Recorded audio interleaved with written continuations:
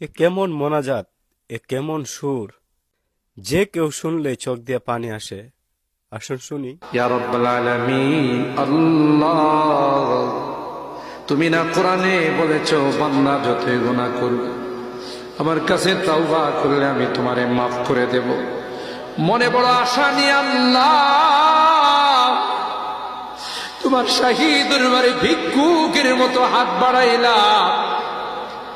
তুমি যদি ক্ষমা না করো, কে আমাদেরকে ক্ষমা করবে? কে আমাদের মাফ করবে?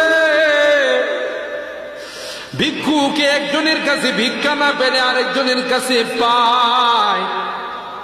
এক দুয়ার থেকে বিতাড়িত হলে আরেক দুয়ারে যায়।